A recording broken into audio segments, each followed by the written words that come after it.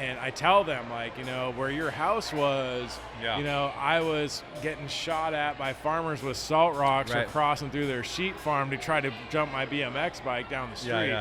And they're just like, no way. No way. But it's still, the core of this area is still amazing.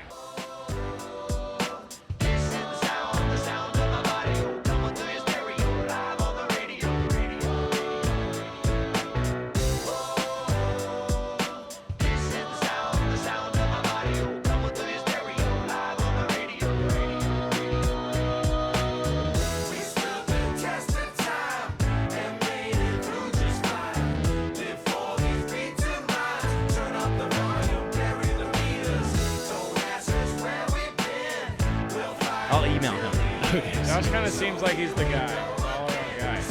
Try to be. Okay. All right.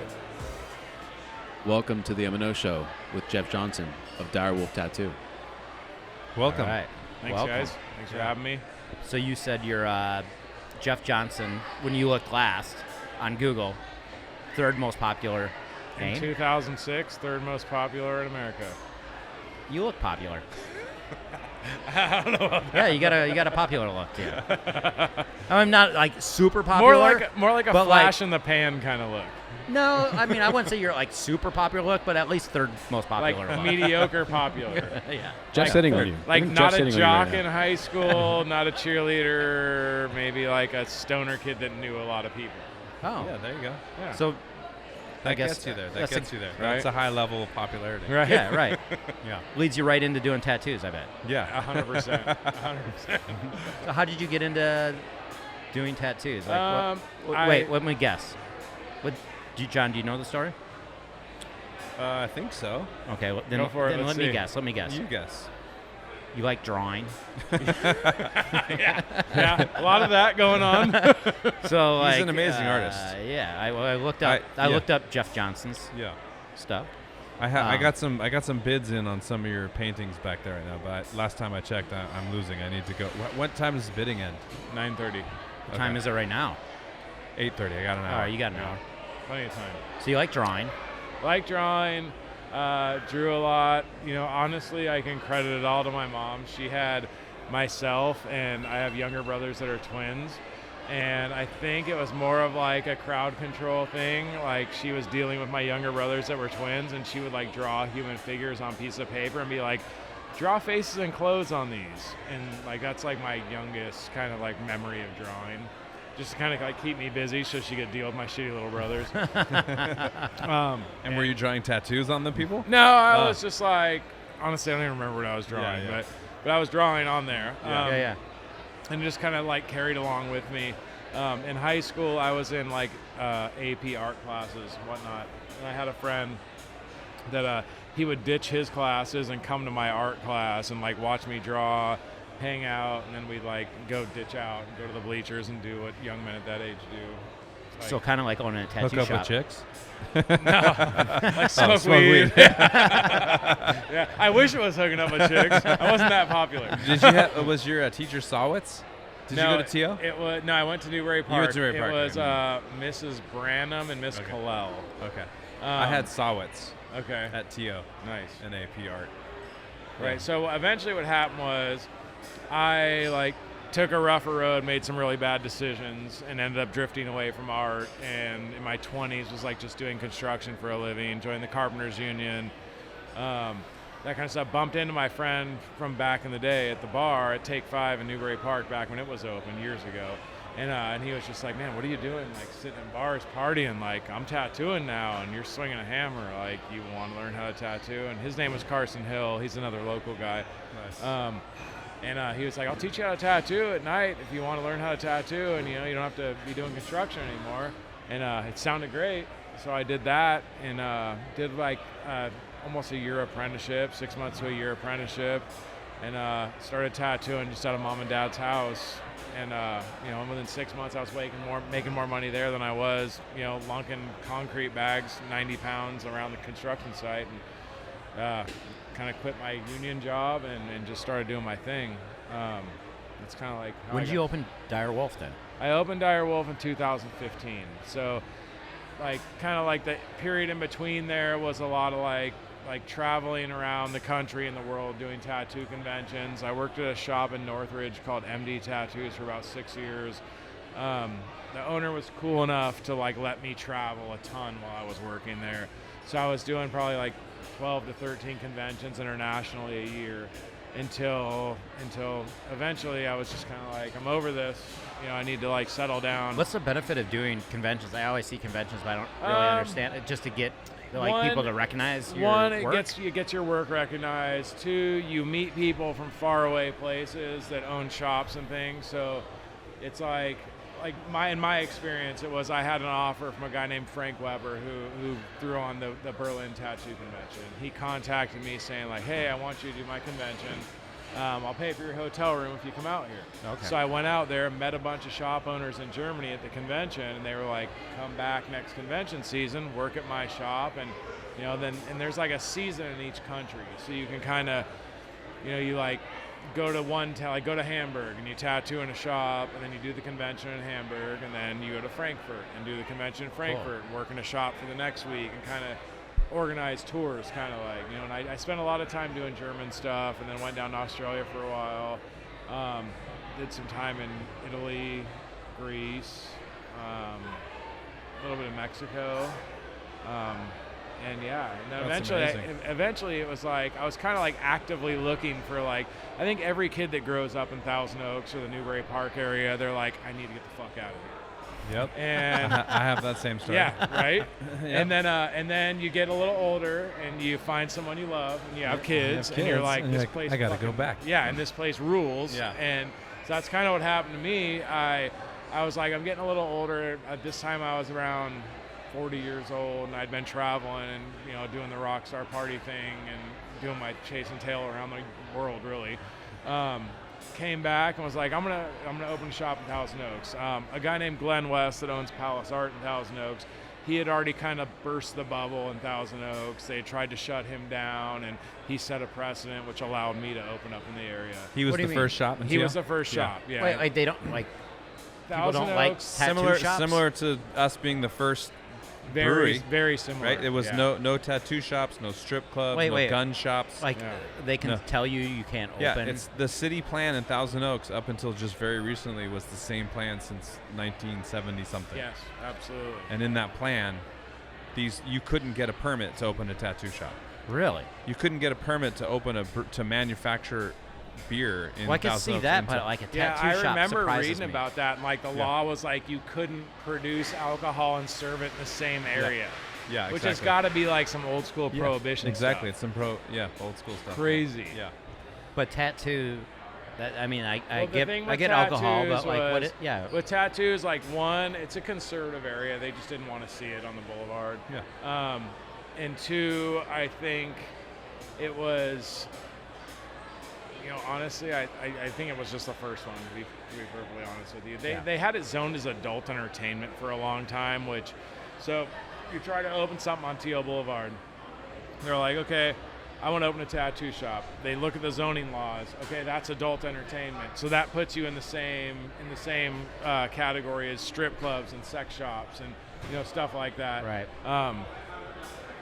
But that changed with Glenn. Glenn opened a shop, and they shut him down, and he had a court case against the city for like 3 years. Oh, wow. He won the case, and that's what kind of opened the door for me. So, interesting. It's been cool since. And the cool thing is like the product of all that whole mess was like, people love tattoos around here. You know what I mean? People are like really stoked to come. We all have friendly shops that are like open to people that may or may not have been offended by stuff 15 years ago. Right. But yeah, it's been great. Or, we talk about this a lot on the show with breweries, like super collaborative. You feel like tattoo shops are collaborative environment, or is it competitive? I think now it's more everybody can be friends. I know back in like the 90s, it was before tattoo shops were allowed out here. Yeah. It was very competitive, like beyond competitive. Like, are artists to the just point of competitive? violence. Oh, really? Back in the day. Like you see another tattooist artist on the street, you have yeah. to fight? No, nothing like that. No, but if you open up a shop on the same street as another shop, they were gonna like Molotov cocktail your joint. Like, this was like back in the 80s Yeah. and 90s. Okay. Like back, it was. and also the people that owned all the tattoo shops back in that era too were people that would like, had the ability to do those types of things. Yeah, and like have no repercussions from it. Exactly. Yeah, but it's a lot different now. Now that it's more, it's so much more accepted by society. And there's TV Yeah. shows and, Right. Yeah. and all this other stuff, and it's like it's you can totally open a shop and be a nice person now, and not, it doesn't have to be like Right. rough, tough, gnarly. Yeah. So, Well, I have a quick question. Yeah. What was your favorite city in Germany? Because Because you mentioned I will say- Berlin and Hamburg. I did Berlin, Hamburg, Frankfurt, Munich, and honestly, and this makes sense coming from where I come from. Yeah. A friend of mine named, his name's Andy. He has a shop in a little tiny town called Kitzingen, which is kind of by Würzburg, which Okay. is close to Nuremberg, Yep. which is like the trials happen there. the And whatnot. Nuremberg trials. Yeah. But Kitzingen is a tiny town surrounded by pig farms and wineries. Yeah. And like this dude has this shop there that's just like, it's one main street.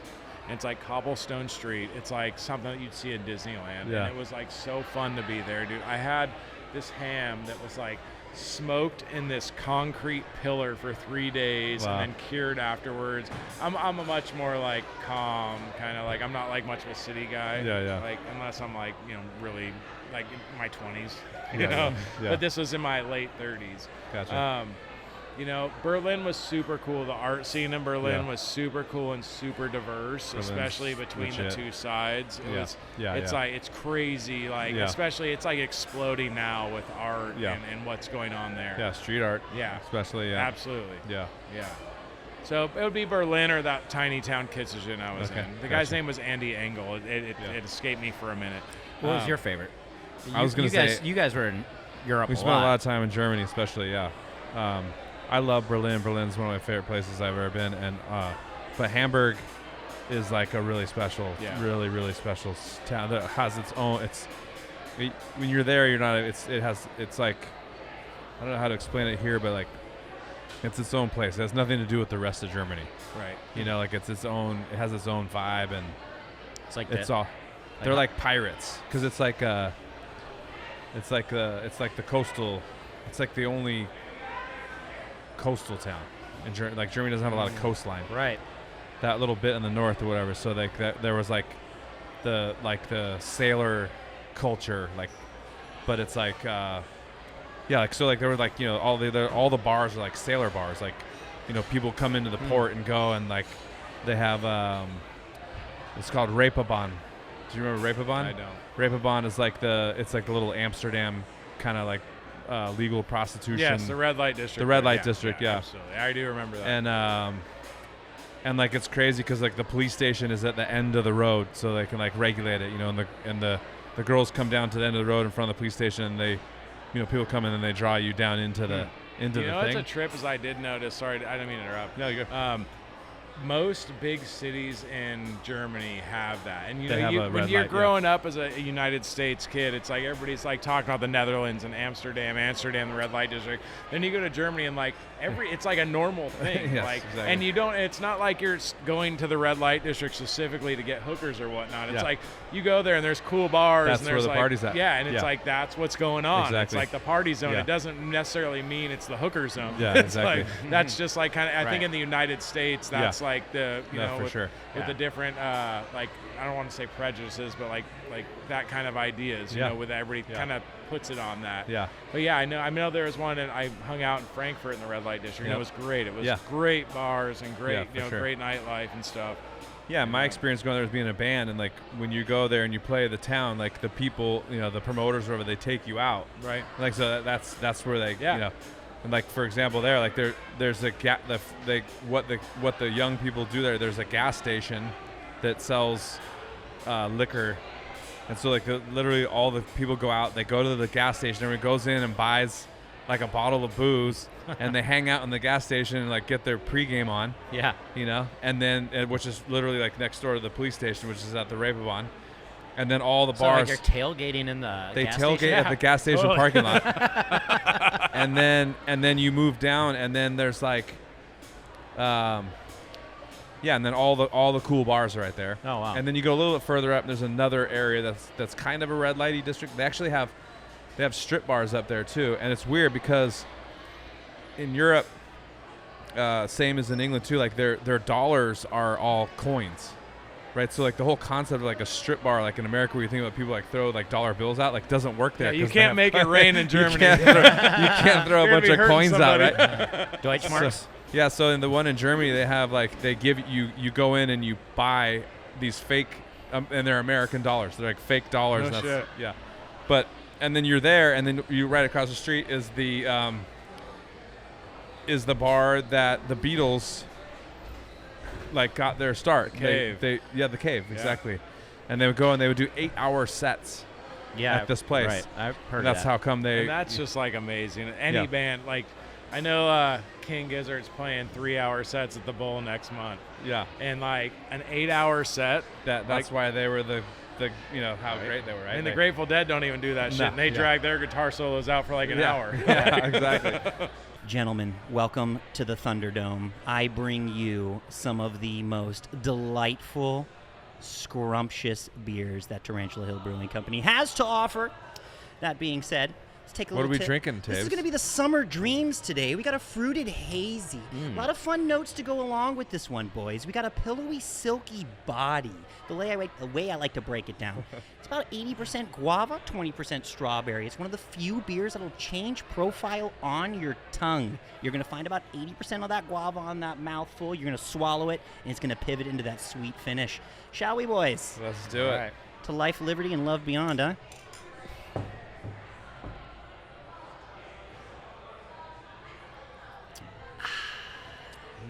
That's delicious. That is just delicious. Also, It's delightful. the famous sister of Liquid Candy, flagship beer of Tarantula Hill Brewing Company. Hot dog. Let's talk about that for a minute. Let's John, talk about it. how proud are you guys of your beer prowess, knowing that your brewers are generating top-rated beers on the regular via the Untapped app? This isn't just like unfounded. This is real research. How do you guys feel about that? Pretty amazing. Yeah, our brew team is beyond legit. Mike, Dante, Scott, Corey, Chris, Callie. We got a legit team. That's a over there. squad. That's a lot of squad. people. It's legit. Absolutely. Yeah, no, they're killing it. And yeah, Mike and Dante obviously are like on a whole nother level. So yeah, it's pretty amazing. Okay, thank you, sir. Thanks, C. Is that the bill? Yeah. Yeah, can you get this? All right.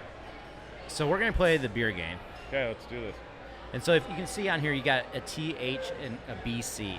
Right. And if they did this right, and John will confer if this is correct. I don't know if I'm even using that word correctly. T and H. We're going to start with the T and H. And you're going to try to figure out which one you think is the Tarantula Hill beer. Okay. And which one is the guest tap. Okay. All right. What- John, is that right? Yeah. T and H is going to Are you work gonna tell for me us? what Yes. kind of beers they are first? Sure. So these two, Watch John closely because you might actually get I hints. always gonna slip 'em screw up. up and no, I give you tells on accident. Like Which is part of the game. yeah, it's part of the game. Yeah. My lack of poker face is part of the Gotcha, game. So gotcha. he's giving you the Okay, so we're doing insight. these lighter guys Yeah, first. so these first two lighter ones, they're both lagers. Okay. I will tell you, because it's not going to mess it up, because you don't know which one we did. Right. One of them is a Japanese lager, Okay. and one of them is a Mexican lager. Okay. Say that again. One is a Japanese lager, one is a Mexican I lager. didn't know there's Japanese lagers. Japanese lagers are typically rice lagers. Yeah, they're Okay. more dry, right? Yeah, so I'd imagine that it's a rice lager. Right. You'll probably be able to taste the difference in the Japanese and the Mexican, because they are wildly different. It's But like Tecate versus Asahi. yeah, Oh, great. Maybe you gave Jeff too much information because look at him. Listen to him over there. Well, I don't know who made what. I mean, though. he That's doesn't the thing. know. Was he cramming for we, this before the could show? have done a Mexican lager, or we could Yeah, have I done don't a know. Japanese I don't know lager. That's what good. T Hill That's did. true. Yeah, You know, yeah. they So could I'm have not- done I mean, both, hey. and I wouldn't know. Right. Okay. So there's two parts to this game. See if you can tell which one's Japanese, which is Mexican, and then which one's Tea Hill, and which one is. All I ask, Jeff, is don't be racist. I would never do that. Okay. That's all we ask. I don't ask anything else. Okay. So the tea. Start with the tea.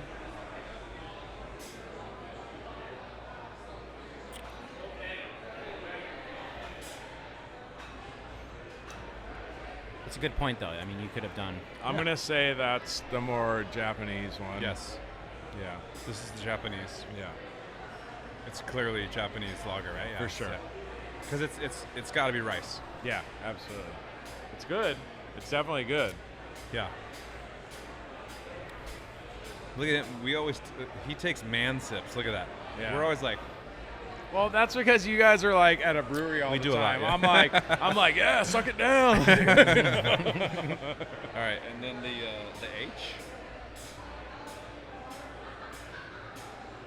Suck it down. I think that could be another name for this segment. That's the new name. That's for a the really segment, good beer too. Yeah. Yeah, I like it a lot. Well, that's what's tough about this game, because the brewery here doesn't allow bad beer to be on tap. Right? Yeah. So we're always going to be sipping something good, but Right? or sucking down something good. Sucking off something good. Hey. Yeah, sorry, I know. Children listen to this podcast. Oh, yeah, a lot. Yeah. Okay. So which one's the Tea Hill? That's the question. I think the H is the Tea Hill. The Mexican lager. Yes, the Mexican lager. You are correct. All right. You're on the Boulevard, right? I was going to be like, man, if you don't know they did the Mexican. I might get firebombed. Apparently. You weren't nervous about that until John brought it up. Right? You were like, what? I All didn't of know a they sudden did I saw that that shit. gleam in his eye, and I was like, oh, shit. I may or may not have been a part of one of those. All right, this is my make it or break it moment. Yeah, this one is called Burrito. Burrito. You know, I was in here yesterday, and I almost got one of those, but I'm like a sucker for the liquid candy. Yeah. So I had to. But I saw it, and I was like, that would probably be good, but I can't walk away from the liquid candy. That's like my favorite. Yeah. Yeah. So this one is a collab that we did. We did the collab for the Dankerman beer. Okay. And then we did that one on the 20 barrel here. And then while we were here, we're like, hey, let's do 2. So we did the burrito on the 5 barrel. Same group of people? Same group of people. There's 3 other brewers? Which was, it was Artifacts, Artifacts. Craft Coast. Yep, Craft Coast. I was right about that. And hold on, was it Bergen? Yeah, Bergen. Where are those other guys from? So Bergen is Carlsbad. No, Carlsbad. No? I couldn't Yeah, tell you. Josh Jesus. won't know. I'm a little buzzed right now. I know that Same. like in the back of my hand, but Somewhere down south. They're all down south. yeah, they're all basically. south. Yeah. Hey, we got Artifacts we got is. we can call in a expert right here. Oh, they're good. They're good. Come in. You're good. You're good. Doesn't he would know. Scotty, where's Bergen is Carlsbad. Artifacts is no Oceanside? Oceanside? north of Oceanside, right? Oh, we're calling it San Juan. They're all near San Diego. Okay. basically, Yeah. Craft Coast is San Diego for There's sure. a lot of good beer in San Diego. Yeah. No. Yeah. Exactly. All 4 of them are amazing. So, anyways, yeah. So this was the The last time we call in a friend. yeah. Calling a I friend. just saw a mustache, and I was like, this guy knows everything. Yeah, he's got a mustache. He's one of our brewers. Awesome. Yeah. Yeah. So Very cool. But But, hence the know everything. yes. Yeah. We and could have. then We actually could have called Lennon on this one. He was there that day. He was. He Yeah. shadowed that. He day. shadowed. Yeah. Dante that day. That's right. Yep. Dante did both of those. Or yeah, I think he might have done the Dankerman. And I think Dante definitely did the burrito. And this one is called Kiko's Treat, the Japanese lager. Which is really good. It's amazing, It yeah. is really good. Who's that by? I was hoping you were going to tell me. I have no idea. I can pull it up on my phone. I'll pull that up while we. Oh, he gave it to me. So wait, when you're it's talking about Ventura Coast. Oh, okay, There we awesome. Ventura Coast. Nice. Kiko's Treat. When you're talking about how you were saying like the 5 barrel whatnot, is that the different sides of these giant stainless steel. Yeah, exactly. So you can see these guys right here. Those are 5-barrel fermenters. Okay, got you. And then those ones are 20 barrels. Oh, wow. Okay. So we have 2 brew houses. Okay. So we can do every day, basically, we're doing 20 barrels on this one and 5 barrels on that one. Wow.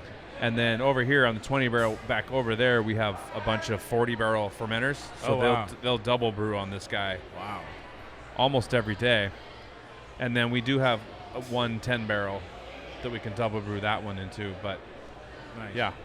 Yeah, this is amazing. I've Yeah. never been like in the back of a brewery before and seen, you Yeah. know, all the machinery that goes. I mean, I've seen it from a distance, obviously, but never Yeah. been like this close. We'll and- go cruise through the whole thing Awesome. when we're done. I'll show you. Oh, yeah. Awesome. Yeah, and then those guys right there, that's a half barrel. Those keg, like a standard keg that you see, Okay. that's a half barrel. Okay. So basically that guy right there does 10 of those. Wow. Yeah. Crazy. And this one does 40. It's a lot of beer. Yeah. John, your math is on. Yeah. know. Wow. It's got to be. I mean, Dude, give me a math question right now. yeah. I'm on fire. What a 100 barrel? How many? 100 barrels. That's 200 kegs. 400. 400. That's 800 kegs.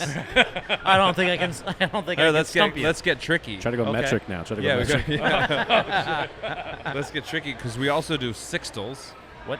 The What's a other sixtel? keg, which is like a pony keg, Okay. Okay. is a or How many sixtels can you get out of a 100 barrel? there's 6 in a barrel, Okay. right? So that's a half barrel, Yeah. and then 6 are sixtels. So there's 6 in a barrel. Okay. So a 100 barrel gets you 600. 600. I can't stump you. Let's move on. This guy's All on right. So point. now we got the B and the Six- C. Okay. Yeah, B and C. Jeffrey Jones. Okay, so Johnson. Jeffrey Jackson. Jones. That was a band, wasn't it? Was that band something Jesus Jones? Johnson? Jesus Jones. Jesus Jones? Yeah. Okay, so these are both West Coast IPAs. Okay. I think that's all I can tell you. Yeah. Okay. Good. I like that. I That's like that good. dramatic pause. Yeah, there is. I wish you would have paired it up with something different, but I understand why he did this. Jeff, you're such an organized artist. I try. Wait, It's you- called OCD. My wife is like. Wait, you over put it. yours back in. We got another artist well, over look here. at you. You did the same thing. I didn't say I was an artist. I'm an artist. John. All right, now, John yeah. put it in John's to an say artist. he's an artist. Yeah. I thought you're more artistic He's in, leaving it out. he just got into the club. He's a sergeant at arms. All Okay. right, B and C. B and C. Okay. So we'll start with B. Okay.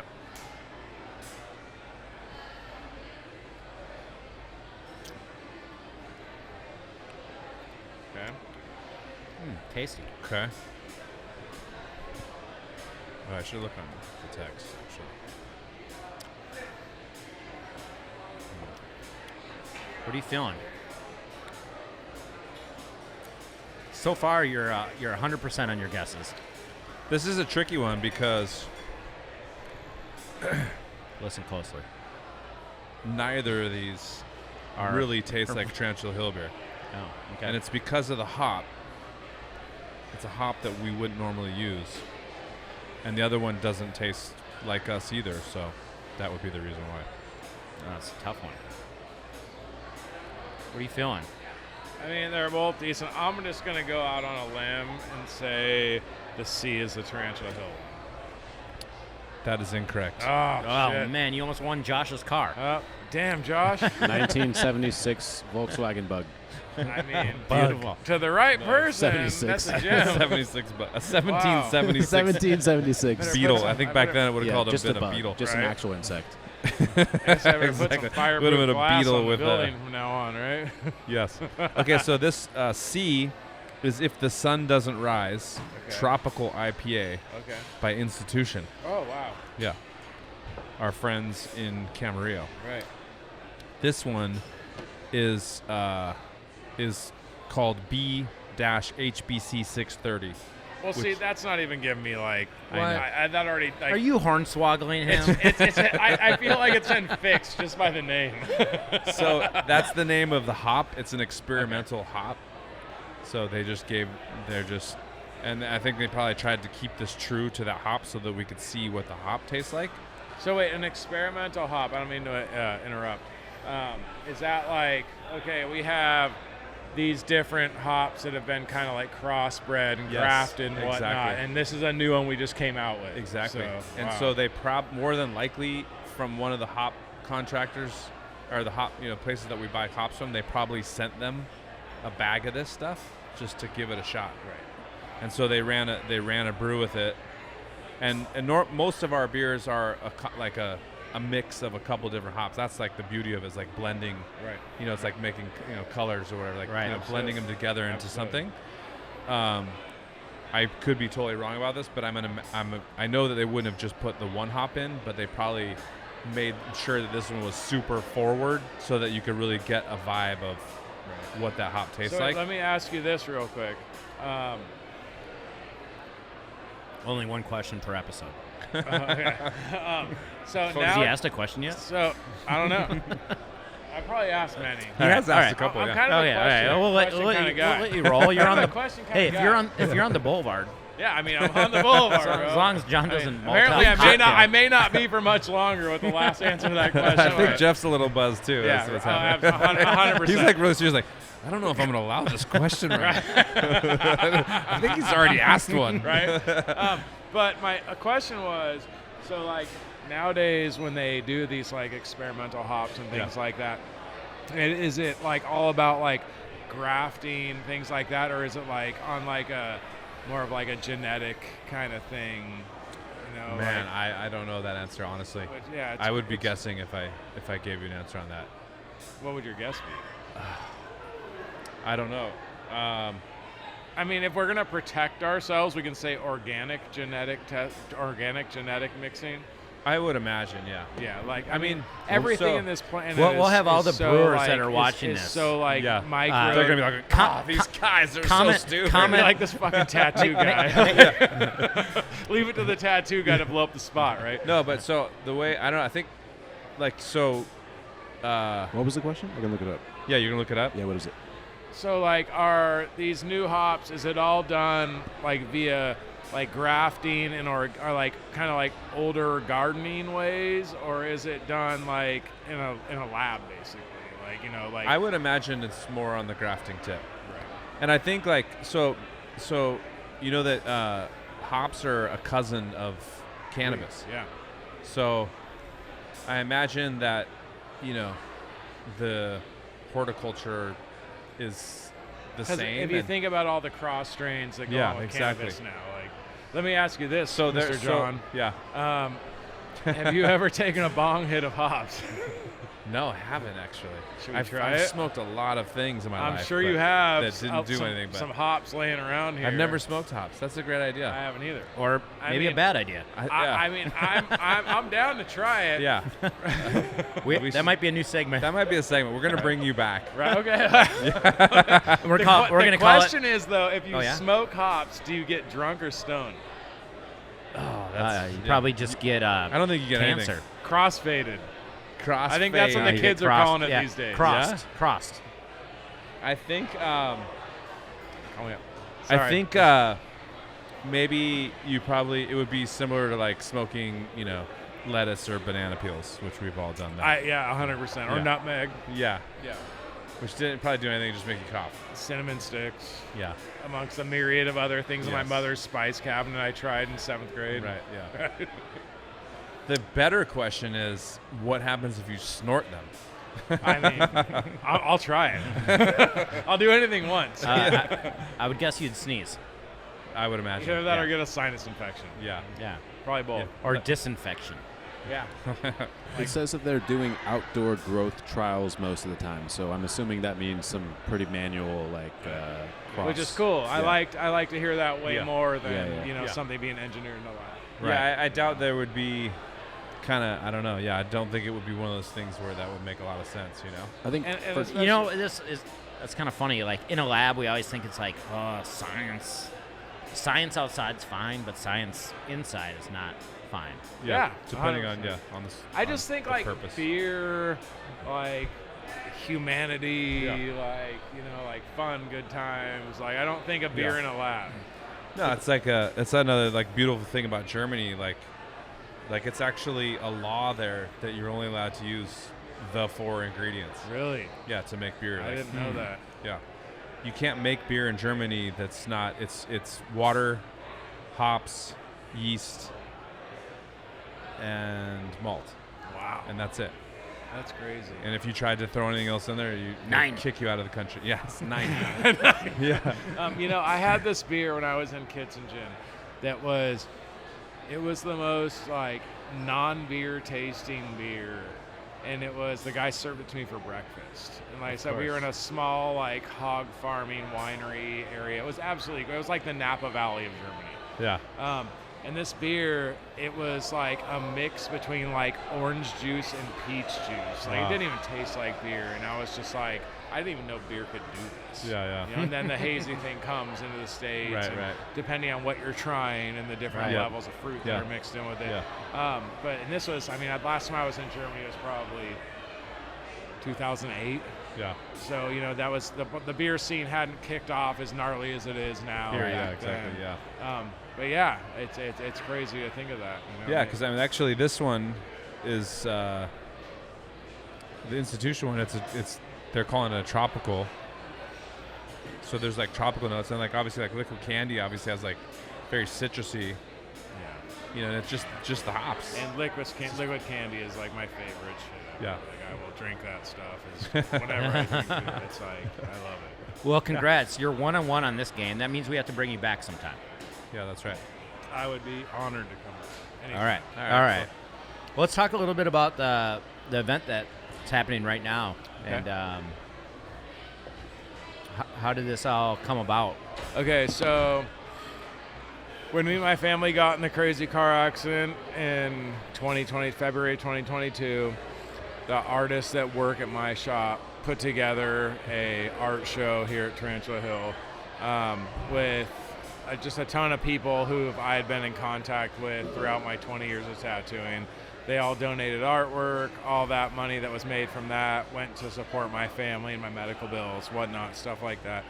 So I was thinking, okay, like with John being so awesome and the guys at Tarantula Hill being so awesome, like maybe we can put on another art show with 100% of the profits going back to the artist. It's kind of like cool. A thank you to everyone, and like most gallery shows, they take, between 20 and 50%. And it was just like, let's make this happen and just give back to all the people that gave to my family. And it just worked out really cool. Like, That's awesome. Like these guys, like tonight has been so awesome. Like John, I don't know your partners or whatnot, but you're fucking awesome. Thank you. And this whole thing happened.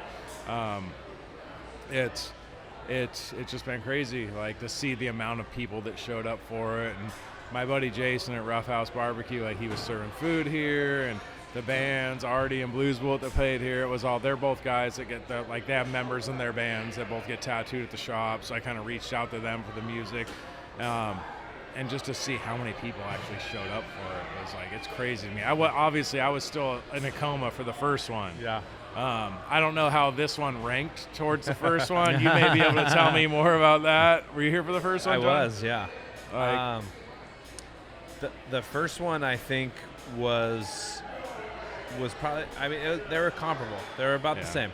I figured the first one was probably a little more gnarly because it was right after the accident, and it was more of an emergency thing. Like, let's get this person that, however I touched all these people's lives. No, for sure. Like let's get this one must be more happy. The vibe. Right. Yeah, like you were in a coma. Right. And the vibe here at the first one was it was, totally different. Much more somber. Yeah, it was. Right. It was definitely. It was like, people came here to support you, and your family. Like they were here to they were here in droves. It was crazy. Yeah, people. It was just a different vibe. It was like people were here to support. They were here. It was like here on a mission. Yeah, they were on a mission. They were putting money down. They were like gonna help you guys. Right.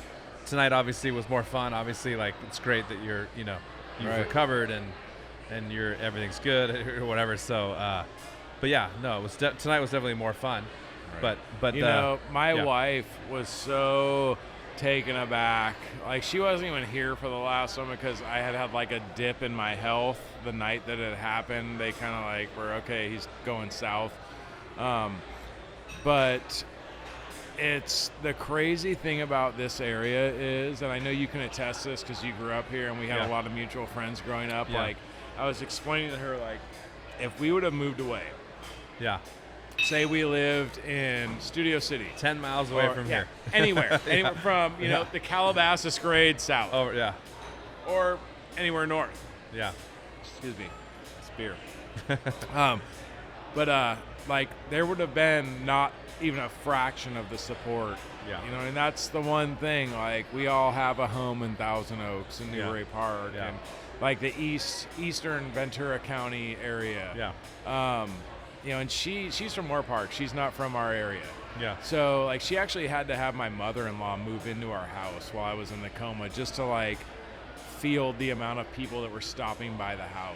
I mean, there was people I hadn't talked to since kindergarten just randomly popped by the house, and it was so like, I was like, it's kind of even hard for me to talk about it now. Like, I get choked up. Like, it's just the amount of support, and it's like, there are advantages to coming back to your hometown and raising a family.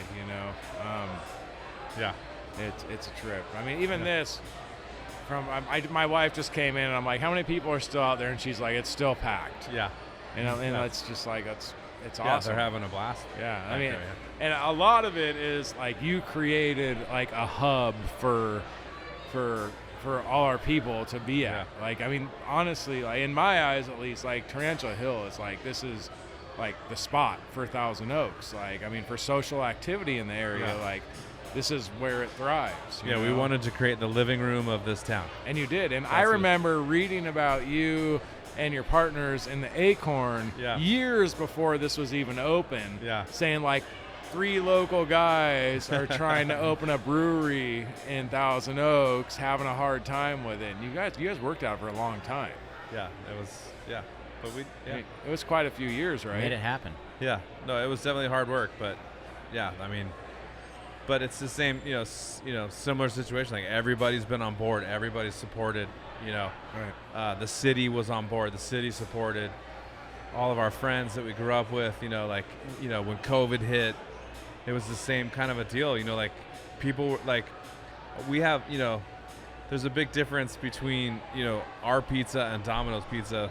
Our 100%. pizza is like German beer. By right? the way, the short rib pizza's fire. It's pretty fire. Right? Short rib and honey? It's is really that what it is? Short rib and hot honey. Yeah, it's That's amazing. crazy. It's It's really so good.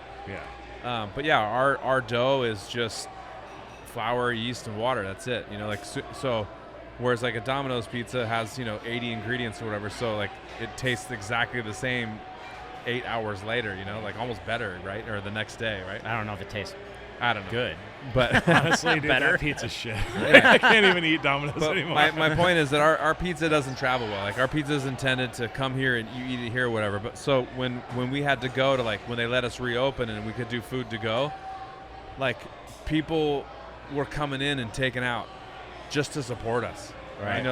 We weren't set up. We weren't designed to be a takeout restaurant. Like, Right. But they came and they like Support. to support us. And that was like, you could feel that was the vibe. And people were ordering, get it delivered. We were doing delivery and stuff. Like, we were literally like, delivering ourselves. You and Ollie were like driving. Yeah, to we were people's driving. houses. Yeah, and like, and it was all weird. You had to like drop it like 20 feet away from the front door and then Wear run a away. mask and gloves. Yeah, exactly. Hoping they come out and grab it. Yeah, but yeah, they just supported, And then that first Christmas, like, we just sold merch, and like, I mean, we sold so much merch because people just came to support. Like, this town's amazing. It really is. It's a very special place. Yeah, for sure. Like we were talking about earlier, like, as a teenage kid, you're like, I can't wait to get the fuck out of here. Yeah. And all this stuff. And then when you become a man and, like, you see it for what it is. Yeah. And it's changed, a lot since me and you were children. Yeah. I grew up in the late 70s in Newbury Park, where there was sheep farms and cattle farms. And, I get a lot of people in my tattoo shop that when I talk to them, like transplants from the valley that end up in Dos Vientos, stuff like that. Yeah. And I tell them, like, you know, where your house was, you know, I was getting shot at by farmers with salt rocks or crossing through their sheep farm to try to jump my BMX bike down the street. Yeah. You know, they're just like, no way. Yeah. No way. Yeah. You know, but it's still, the core of this area is still amazing. No, we've had that conversation. He lives basically in the Lang Ranch area. Okay. Which was out in my backyard. There was nothing there Lang when I grew Ranch up. is like Enda Arbalest. Yeah, like I grew up in Sunset. Okay. I grew up in Sunset Hills. Right. Up on the top of the hill up there, where we used to go down. There was nothing there, you know. We used to build half pipes right where he lives now, you know. Absolutely. Yeah. Or hunt rabbit. We used to hunt rabbits with pellet guns. Dude, I have a bobcat taxidermy in my shop that was shot in North Ranch during the early 60s. No way. Yeah, and I'm like, the guy brought it to me, and he's like, I got this for you. And I'm like, I think that might be illegal. And he's like, no. My dad took me in the hills of North Ranch before there was houses there, and we shot it in like 1967 or something. So it was good then. Yeah. Anything was going back then. Totally. There was nothing. There was Teal Boulevard and Moorpark Road, and that's it. Yeah. And they're both dirt. Yep. That's awesome. Crazy. All right, Jeff, grab your favorite beer in My your favorite flight. one's gone. The favorite one's already gone over there. You Let's didn't get him have- a liquid candy. That's Let's what get we him need a to do. liquid candy. Yeah, let's do that. And, Where's he? Let's Let's do just a do one cheers. cheers real quick with Yeah. anything. Grab I would love whatever. to. Just grab some John, beer. thank Cheers. you so much. Thank you. I appreciate it. Jeff, very nice to meet you. Awesome. All right. Cheers. Oh, shit. Thanks for having us on. Cheers.